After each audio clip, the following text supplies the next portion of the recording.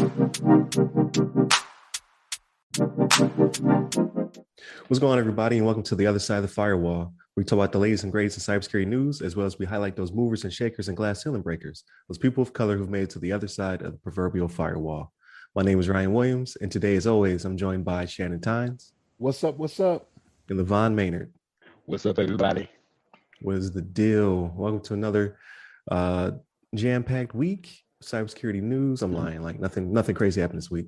we got some got some good articles, but nobody's taking over pipelines or jacking trains. I don't know, like potentially.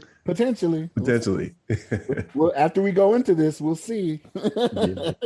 But, well, all that being said, I turn over to Shannon. All right, everybody. So the topic today is actually from threatpost.com, and it is written by Lisa Voss, V-A-A-S. I hope I'm saying that right. Could be Vase. I don't know. But critical VMware carbon black bug allows authentication bypass, right? So here's what gets me with this, right? Now, let me go into some of the details first, right? So it's a bug in the AppC server, Carbon Black App Control Management Server, which the job for this server is to lock down critical systems and servers so they don't get changed like crazy, right? Like, so, you have your security that you need, right? So the thing about this that makes it so bad is the CVSS score. The CVS score was 9.4 out of 10. Okay, so CVS, Common Vulnerability Scoring System, right? This is how a lot of how all of our vulnerabilities get rated, and 9.4 out of 10 is what it came away with. Now, if this was a video game and IGN gave it that, you'd be like, oh, that's off the hook. That's not the case right here. Yeah, you'd be like, that's the new hotness, right? Like, it is, but in a different way, right? Right. And the reason this is so troubling, right, is because of what this server actually does and how it controls and where it's used. It's used in a lot of I'll say it like this. I'll tell you exactly how Lisa wrote it. As pointed out by Heimdall Security, so Idris Elba is the one that gave it, I guess. Depending on the environment, threat actors could exploit the vulnerability to maximum advantage to attack anything from point of sale systems to industrial control systems. So industrial control systems, right? Think about this. So when we think industrial control systems, right, that's your oil, your water, those SCADA systems, you know what I mean? We just had the pipeline thing, right? We just had that happen. We've had the water treatment facilities in Florida. So VMware is everywhere, right? Like this is the way that we're going in the world now, right? When it comes to like virtualization and things like that. And they actually touch on that a little bit in here too, is they got another one. It's a plus this at the end of the article. It says high risk bug and other VMware products. And this is troubling because of how widespread VMware is becoming, right? Like we want to virtualize everything now and use their products because it's the way of the world, right? Like we're not going to have, we're not going to have rack space to have, 10 different servers, when you can use a little like 3U space, you know what I mean? And virtualize and do whatever you need to do with something. But this is troubling to me, right? And really because VMware has not done this before, but they've had high vulnerabilities like this before. Like they had one back in, I think it was April, that was like a 9.1 or something, right? Again, this isn't video games, so it's one of those things where it's like, oh man, this is the new hotness. No, in a different way, like I said before, right? But we've got to do better with this stuff, man, because this is one of those things where we already know what's going on out there, right? Because my belief now is that because of COVID, like I realize COVID has made it to where idle hands do the work of the devil, right? And so we're seeing all this stuff happening, but seeing how often people are exploiting things out there, I don't think the environment is going to change to where we're going to start seeing less of it. We're only going to start seeing more. Like you're starting to see different things happen to where money being requested and whatnot for cybersecurity from private companies, the government. We may touch on that a little bit later in the week, so stay tuned. All right. So it's a troubling trend, and especially when it comes to VMware because they are so widespread out there, right? Like so. They already patched it. So first off, they already patched it, right? And the only workaround is to patch it. There is no workaround. You have to patch it, but it's been made available by VMware. But this is something that we got to stay on top of, right? Because again, it's from point of sale systems, right? At your local Wawa or Target, which has already had issues with those types of things, to all the way up to our SCADA systems when it comes to our infrastructure type things, which is a big topic in the news now. So, but LeVon, what's your thoughts on this, man? Yeah, I think it's an interesting article. It's obviously some new vulnerability that's out there. It's kind of like one of those things. I mean, you covered a lot of the main details of it. I mean, VMware is everywhere, uh, and obviously, companies have a responsibility to make sure they keep their systems patched and try to avoid these kind of big deal like vulnerabilities. But it's going to happen. I mean, they're going to do so much. I know I'm sure they have a crack team of developers that work on their applications constantly, trying to fine tune them, secure them, um, and add more features and all this kind of stuff. But the fact that they got caught with this vulnerability, like you said, it's a 9.4. I haven't been really tracking a lot of their vulnerabilities, but like you said, they got caught with a couple in the past, and maybe if it becomes like too much of a trend that they continue to get popped for these 9+ level security vulnerabilities, maybe they have to take a second step back and take a look at some of their processes and make sure that they're covering their ends. Um, but I think it's good that they came out with a patch. I'm not sure how quickly they came out to patch versus when the vulnerability was recognized, because that can be kind of a concern depending on how fast they were able to respond.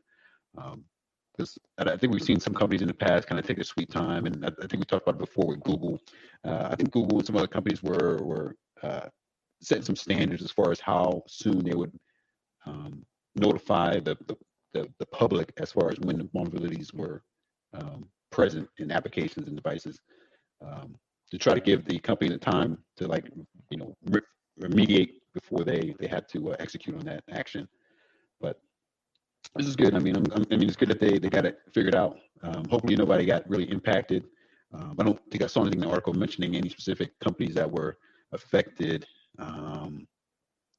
But yeah, as long as they are quick to make take action on it, I think it's pretty good. But obviously, we want to make sure we're aware of all these vulnerabilities out here. Make sure we keep our stuff up to date, patched, all the hot fixes and security patches that are available. What you got on this, Ryan? You have some thoughts?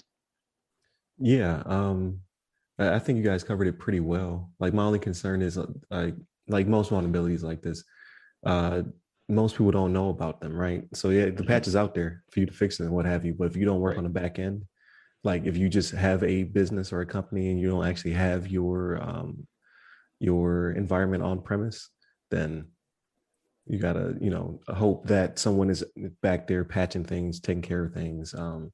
Like you said, this is a pretty big vulnerability because uh, of how it allows you to escalate your privileges like pretty easily.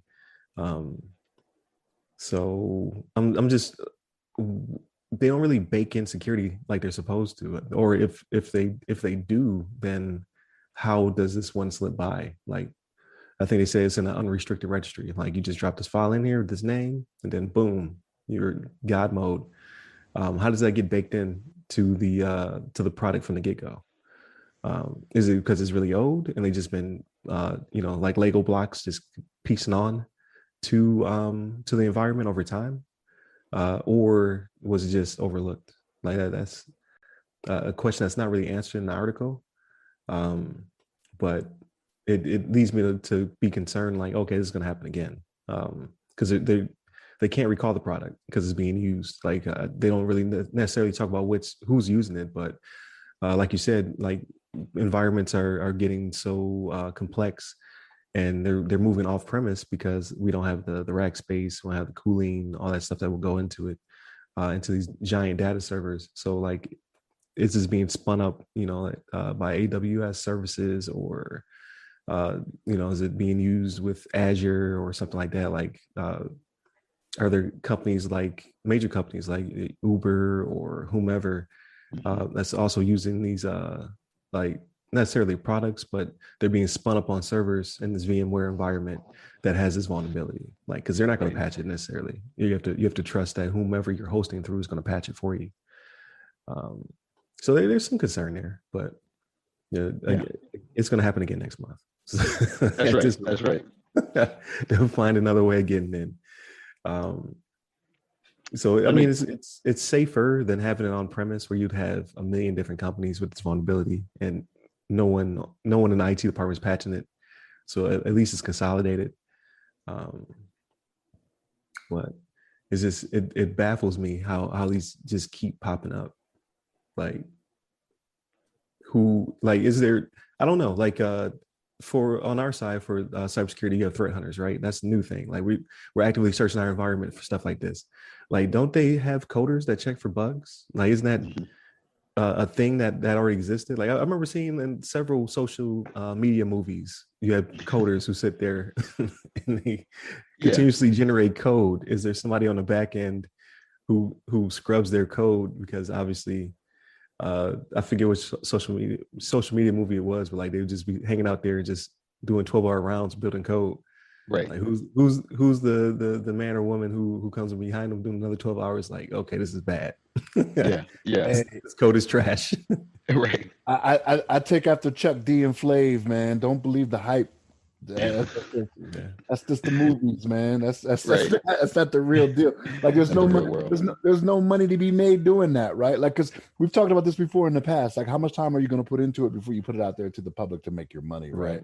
Mm-hmm. So, right. But it's going to become a public trust thing, right? Because like I said, I think it was April when they had the other one that was a 9.1, right? And then they in the midst of going and investigating this one, that's when they found another one. You know what I mean? That it was I think it was like it was the same type of thing. It was let me see, like DJ Khaled. bypass fix, yeah. And this one, local privilege escalation vulnerability, yeah. There was another one they found in the midst of doing this one. So it's like. Yeah, so the NIST hasn't evaluated that one yet, right? Or hadn't evaluated it yet, but VMware evaluated it at a 7.8, which is still a high severity, right? So that's an average game. You know, it's not a dope game like a 9.4. You know, right? That's right. Yeah, as you were touching on it earlier, I mean, like one of the kind of I guess big thing as far as like software development and like maybe in the IT field right now is DevOps, but now they're kind of transitioning into being DevSecOps. We try to integrate security aspect of it into the operation, into the DevOps like pipeline as far as like continuous integration, continuous delivery, CI/CD. So that's like an important thing that I'm sure companies are thinking about it, but they want to make sure that they need to make sure that they're also integrating and considering the security aspects of any changes they're making. Because if they're not, then obviously things like this will pop up. If they're like, oh, let's try this new feature, add this new functionality to our software, then all of a sudden it just opens up all kinds of holes and access points for people to kind of connect. So I just think it's something that companies have to be aware of, and I'm sure they if they aren't already, hopefully their developers are taking that into consideration and maybe trying to spin up on, I don't know if there's some knowledge bases out there where they can kind of fine tune their skills to make sure that some common avenues, common like common access points for these hackers are like closed up. Right. Just make sure they kind of spun up and make sure they stay knowledgeable on the security part of their, because I'm sure these coders are just like let's get this code out here as quickly as possible. Try to they have some people, they have somebody look it over as well, have like a second, perspective on the code, but they may not be thinking about the security aspect. They're just thinking about, oh, is it functioning? Or does it error when somebody clicks on here or clicks on that? But they're not thinking about, oh, what if somebody generates an automatic string of code or some sort of SQL like injection type code that kind of causes some sort of function that, just brings the whole thing down or gets, opens up the database and everybody has access to it. So those things that, they have to consider as well. Right. No, I get that. So I guess we'll see as it develops. Because, like you said, it's like DJ Khaled kept finding there's another one and another one. So That's right. we'll see what happens Another one. next week when somebody takes over. I don't even know. Yeah. The next Sky's the hotline. limit. But Yeah. patch your systems or try to stay up to date. If you are running VMware or you know that your company's running VMware, ask your DevOps guy. Like, hey, did we patch this one? Did we look out for this one? Right. That's all you can really do at this point. And then hope that something doesn't come down the pipe shortly right behind it. They didn't necessarily put the date on this one. So like you said, we don't know how long it was a vulnerability, and we haven't heard of anybody being basically owned because of it. So we may have dodged a bullet on this one. Yeah, it sounds like it. Yeah.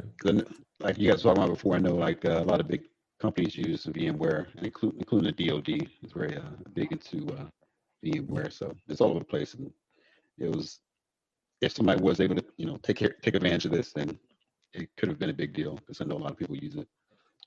Right. So with that being said, thank you, Shannon. Thank you, LeVon. It's always an interesting conversation.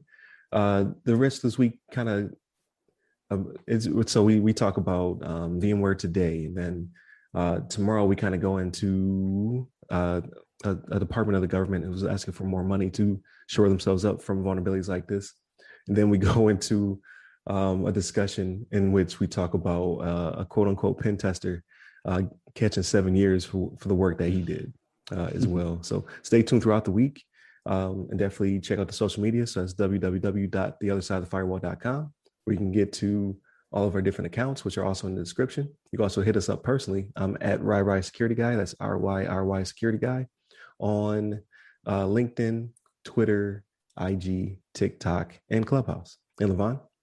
Hit me up on Twitter at LeVon Maybe. There it is. Stay tuned. Peace. Take care.